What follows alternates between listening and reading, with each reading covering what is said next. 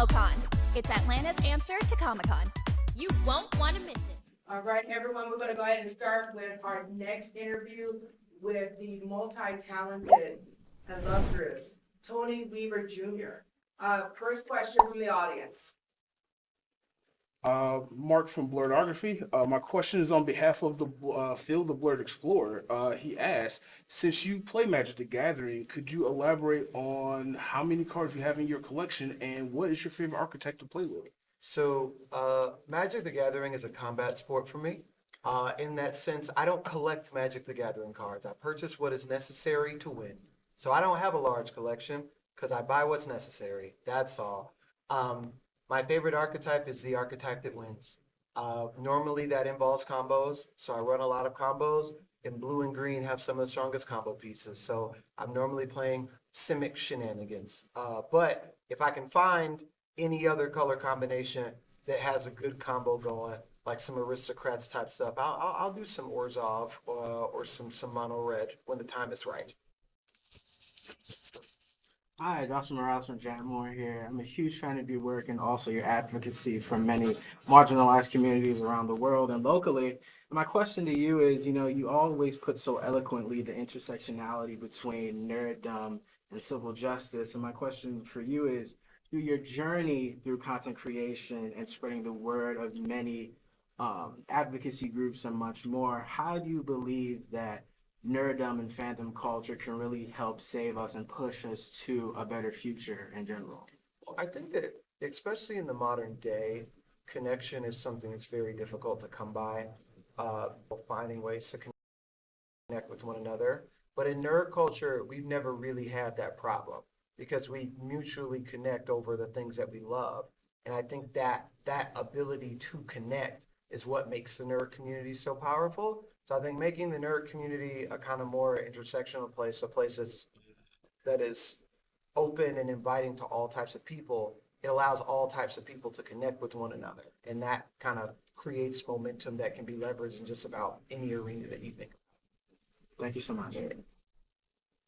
Carnell Holley from Carnell Holley Pictures. So, sir, it's really interesting to see you work.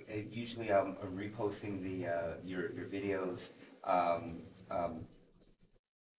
shining light on different subjects that can be sensitive. But how are you able to balance both your community service as well as your growing entertainment career?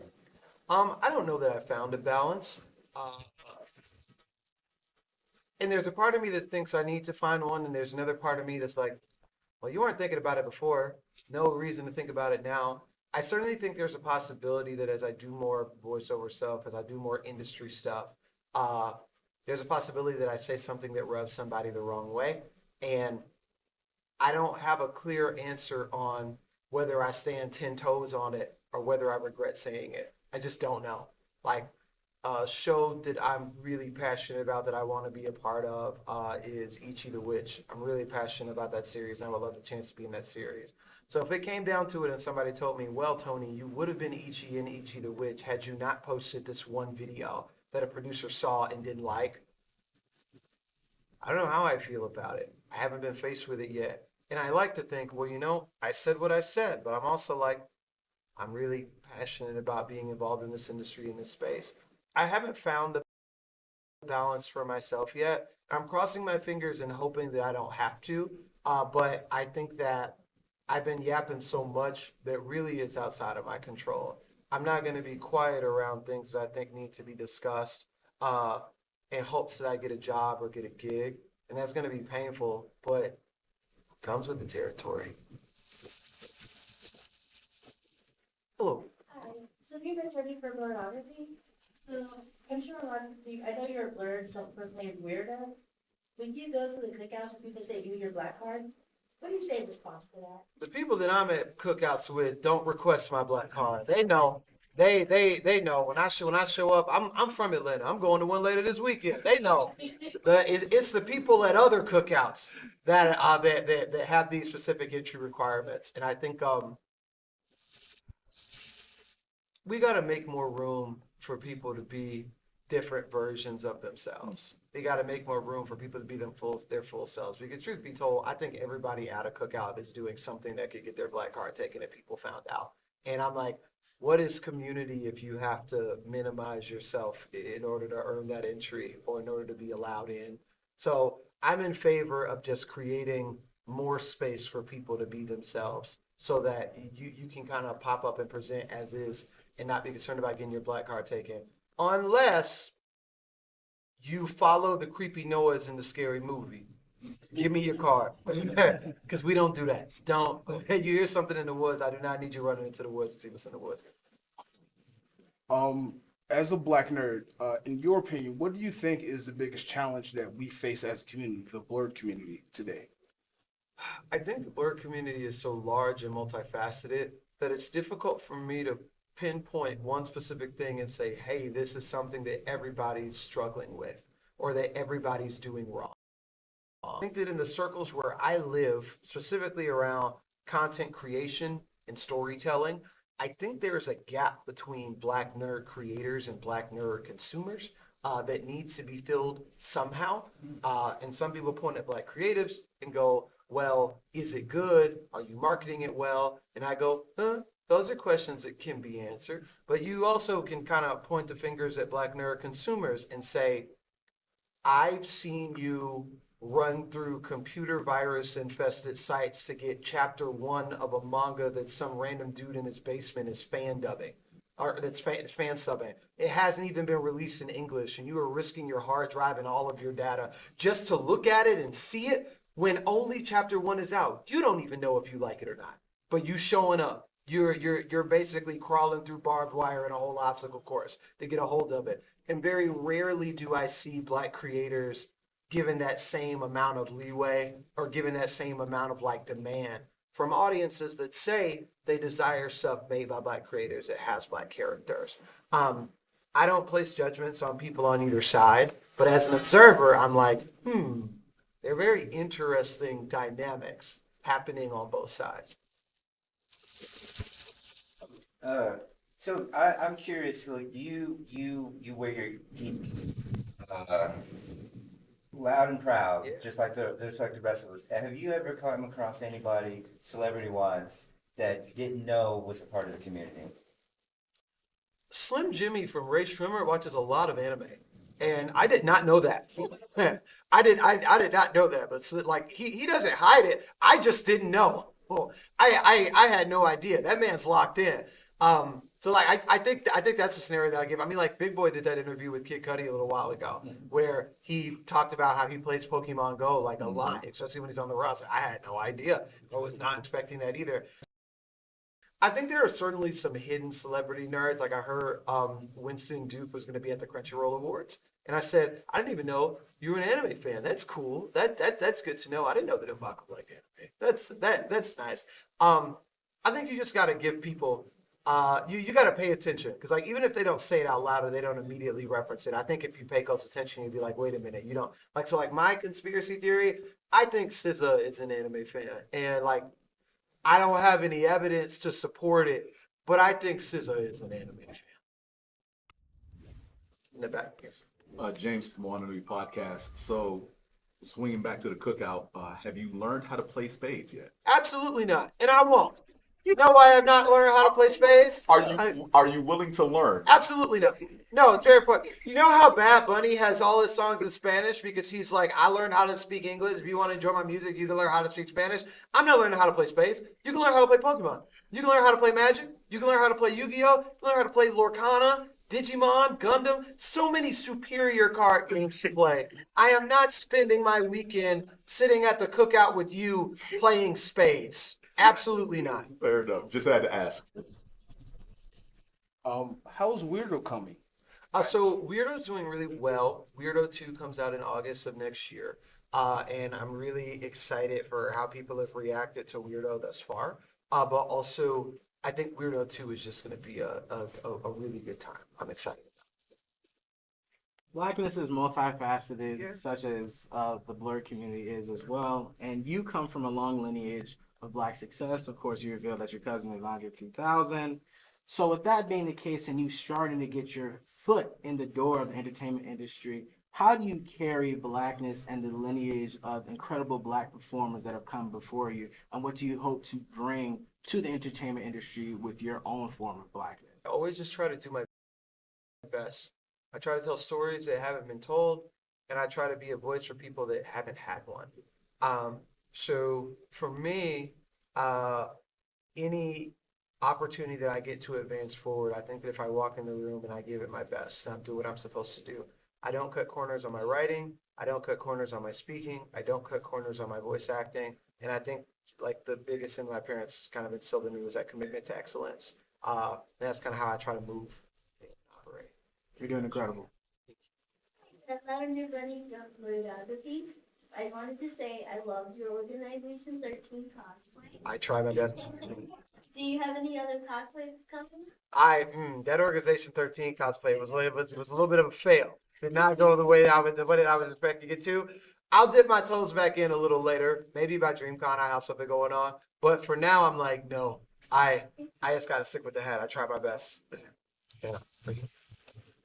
So you do a lot of community outreach, donating to the schools with the American Literacy Initiative. What inspired you to want to give back to communities, especially school children? Well, I think I have hope for the world, and every day in my DMs, I get messages from adults that erode that hope. People that say horrible things to me, that call me terrible things, and I go, dang, you kind of locked in on the racism. I don't know if I can do anything about you. I don't know if I can change you. But I know that there's a kid somewhere right now that has not fallen into the abyss yet. And if I can get that kid resources, if I can get that kid connection, if I can get that kid access to mental health tools, then maybe there can be some positive change that happens for the better. So I focus on working with young people and investing in young people because I believe that they're redeemable. Or to be specific, they're redeemable in a way that I know how to help. I'm argument that the 40-year-old calling me the N-word in my DMs is also redeemable. I don't know how to help that guy. So I can't put any energy towards that because I don't know what to do. That's somebody else's job. But for young people, I think there's a very specific sliver of work that I can do. And I try to operate in zones where my strength is.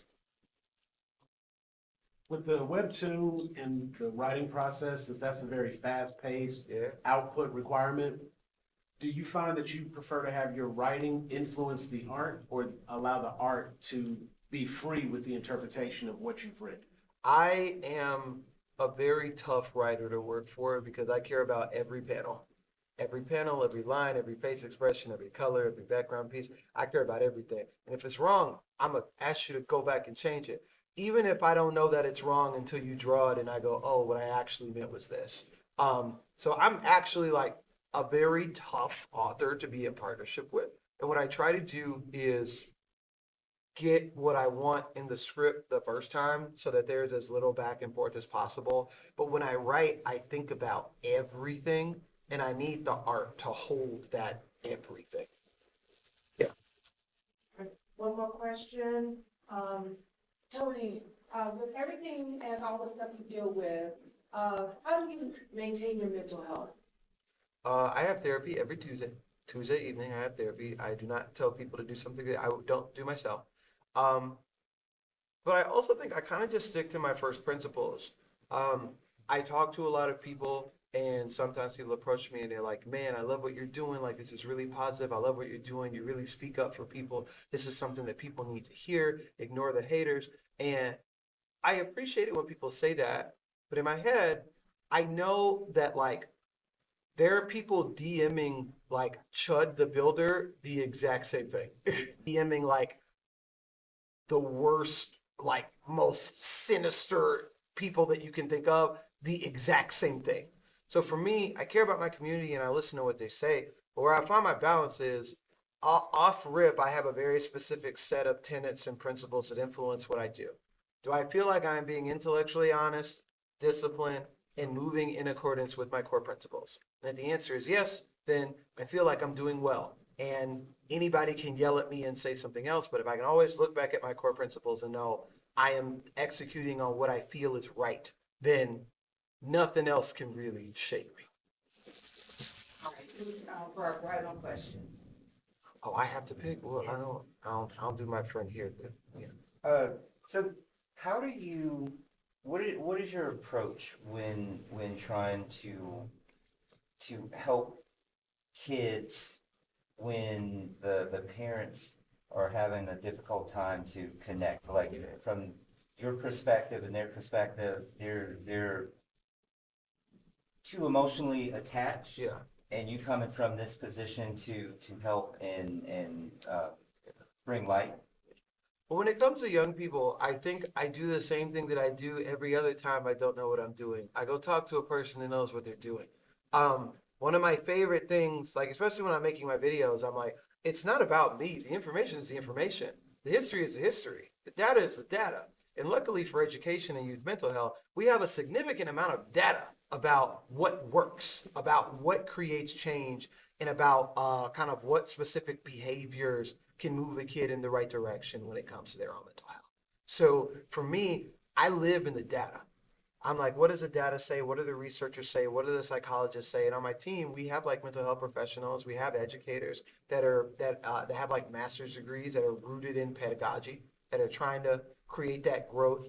I go to the experts, I consult the experts, and then I mix a little bit of my lived experience in there, but I always consult with the experts on whatever I have to make sure that I'm not moving something in an incorrect place. So data, the way that I think about it is data kind of allows you to tap into the avatar state. I don't have to just worry about what my own personal capacity is. I can look at the research knowledge and findings of every other scholar that has come before me. And I pull all of that in, and then I add my part and do my thing. And it makes me confident that our solutions will work. And Tony, can you provide your social media platforms and handles for anyone who is watching their content to know how to follow you? I'm at Tony Weaver Jr. on all platforms. And that's the end of our interview. Tony, are you willing to do photos with our press outlets? Yeah, that's fine. All right, everybody, if we can head over to the wall over here.